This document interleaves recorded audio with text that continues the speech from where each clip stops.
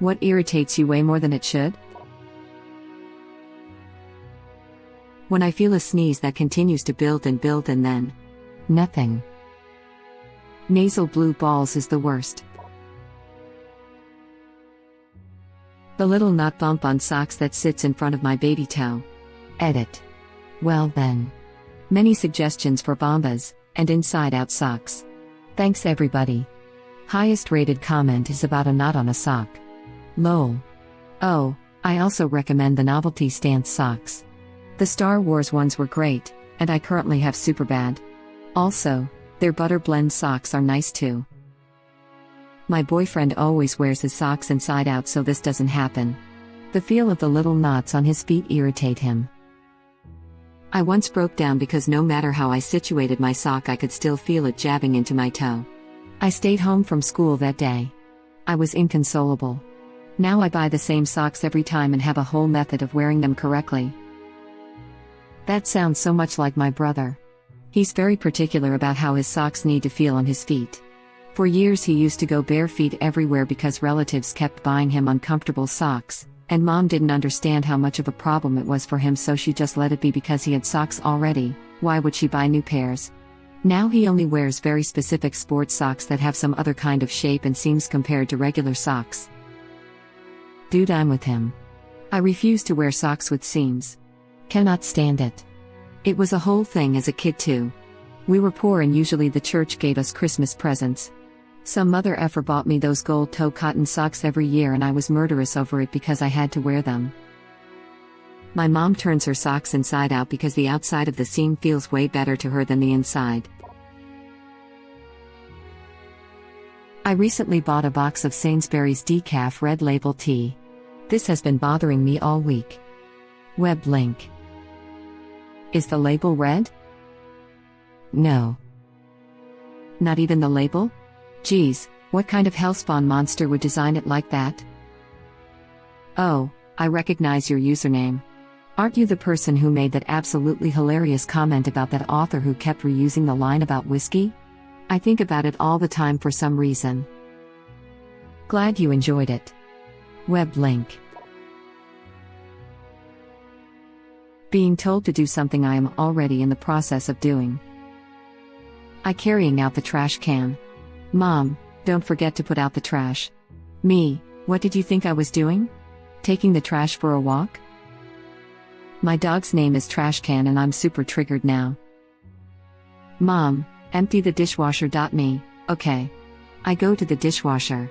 Mom, have you started yet? Me, well now, I'm not doing it. I hate being told what to do. That's why I started working as an Uber driver, so I could be my own boss. Passenger, turn here.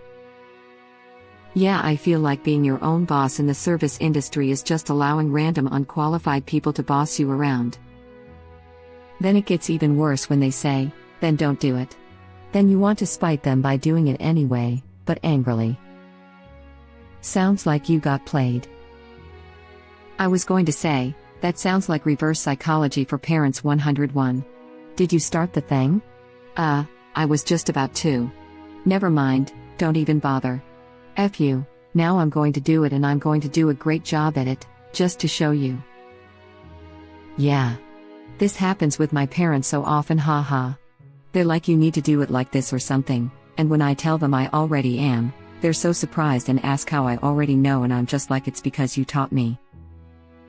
I hate when I'm watching a movie, main character jumps into a car, driver peels out and speeds off while the main character yells drive. Also being asked when you're going to do the thing you were asked to do, even though you were just asked like 15 minutes ago. Heaven forbid I be in the middle of something. People parking right next to me in a nearly empty parking lot, especially when I park near the back. Similar, but urinal etiquette. There is an entire row of urinals to use. 10. Why you have to piss right beside me? In a quiet voice. You sure you want to use that one? My aim is not so good. Evil grin. Makes it harder to do trick shots.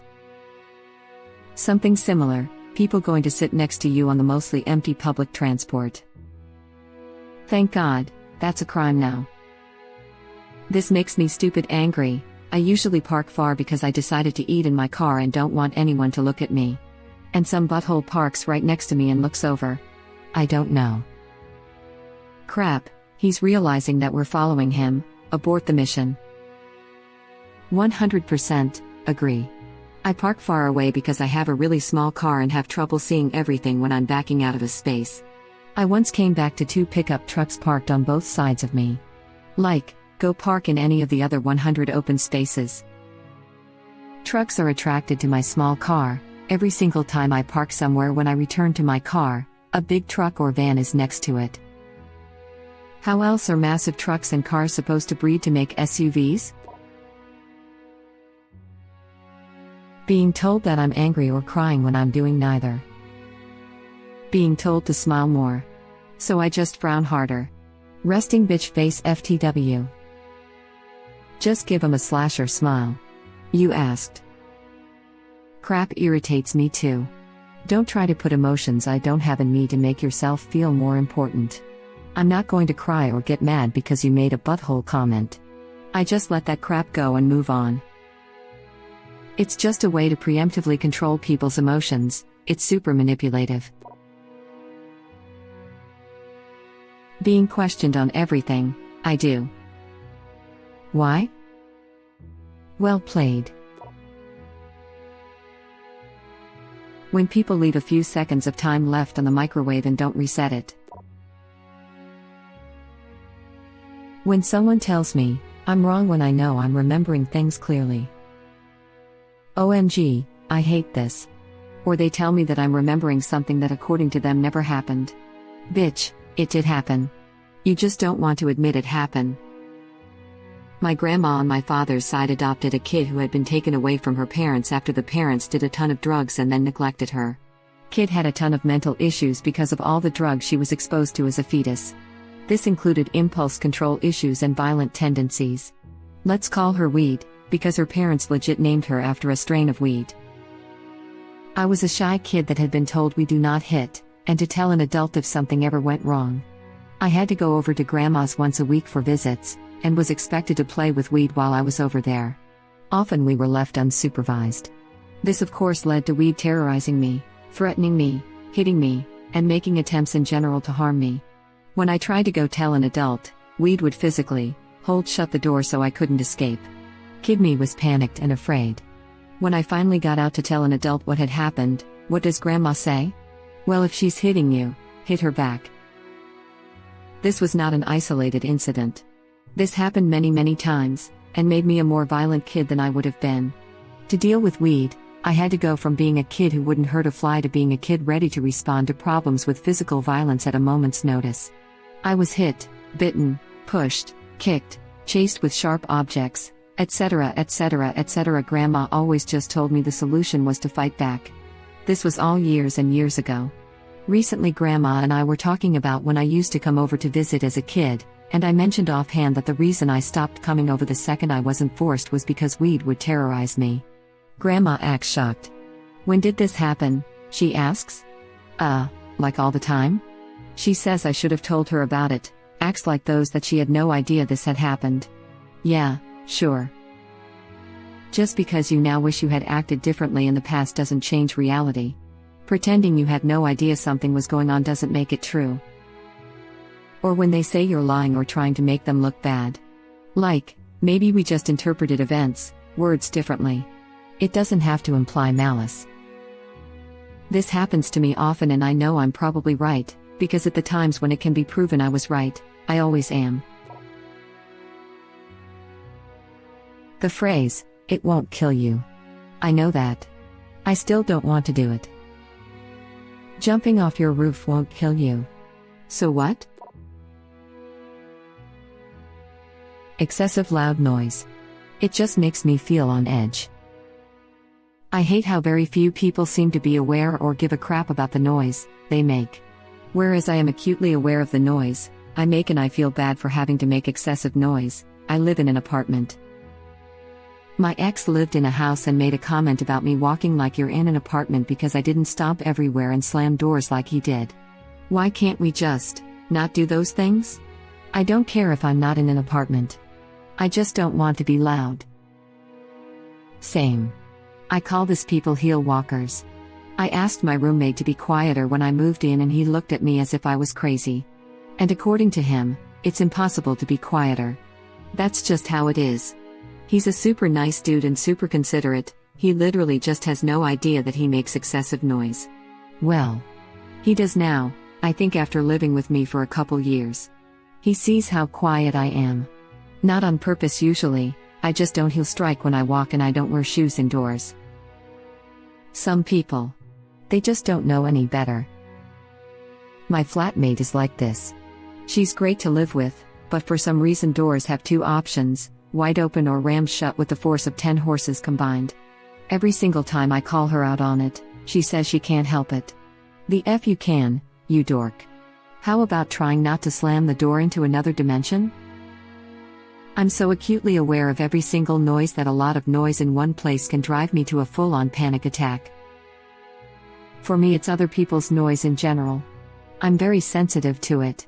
I live in a block of flats, so hear neighbors' noises all the time, doors closing, their kids screaming, them talking, and even though it's not an unreasonable level of noise, I just get annoyed and want them to be silent. I know that I'm the one being unreasonable here, so I never complain about it to them. I just sit being annoyed until they've stopped making noise. I am the exact same way. Every little sound that my roommate makes grates at my nerves. And like you, I recognize that I am the one being unreasonable, so I just keep the feelings to myself. I have the same thing. I actually think there is a disorder where people don't like loud or very quiet, ASMR type noises. But, of course, I forgot the name of it. Misophonia? For me, I think it stems from my childhood, where it reminds me of being scared when my parents were arguing loudly. Even now, when they are laughing or talking loudly, the first thought is they are arguing and my anxiety shoots up. Excessive and unexpected. I jump every time I'm not expecting a noise. Really cranks up the old anxiety. Loud mufflers on cars and revving motorcycles are the worst. Loud booming bass is annoying as hell too. Especially with the rattling license plate. This reminds me of a South Park episode. Motorcycle douchebags making loud noises with their mouths. Or slamming doors, inside buildings, I mean. It's pretty difficult for me to keep my cool. Walking behind a group of people who are walking so slowly. Hurry the F up or let me pass. And when they're also taking up the whole walkway/hallway. The hallways on the main floor of buildings at my university are quite wide, and a group of 3 people can still manage to make it impossible for one person to pass. Or when they stand in the hallway as a group and just talk while not moving. The number of people who think it's okay to stand in doorways is also astounding. Exactly. They walk in. And immediately stop. Even when they know there are people behind them and plenty of space on the other side to move out of the way. Well, I'm in now, and that's all that matters in the world. When people talk on speakerphone in public settings. There is a guy at work who talks to his wife and all his screaming kids over the phone on speakerphone. He does this almost every day in the break room on break. One time, he had his wife on speakerphone and she was literally taking a crap during the phone call. So now, he more or less gets the break room to himself. F that greasy bastard. Haven't you told him to be more considerate of people who don't want to know his business? A wink is as good as a nod to a blind horse. Being told to calm down when I'm not angry or upset. I know people use that term as a power play to actually get you to become upset. Yeah, geez, I was debating somebody who in every single comment either told me to calm down or pointed out how frustrated or upset I was. I reread everything and couldn't determine how any rational person could have interpreted what I said in that fashion. He was simply using it to try to get a rise out of me. The conversation finally ended when somewhere in his comment he backpedaled because how could I know that's what you meant, I'm not a mind reader, and I responded by telling him since he isn't a mind reader he should probably stop trying to assume my emotional state, especially considering how it's irrelevant to the conversation at hand. My life would be better if I stopped engaging with people on Reddit, but I think ever since being socially starved it's been hard to not. Calm down dude, it's not that big of a deal, it's just a word. I am calm. I'm pissed now just by reading this. I feel this. I have anxiety, but to my mom anxiety and enthusiasm look exactly the same. So she'll constantly tell me to relax or calm down when I'm just excited. People in public listening to music/watching videos on their phone without headphones. No, Deborah, not everyone in the break room wants to hear your crafty motivational videos while they're just trying to relax and take their break in peace. Same goes for Brayden with the video game videos. Edit, autocorrect doesn't want me to swear. Holy hell, I hate this.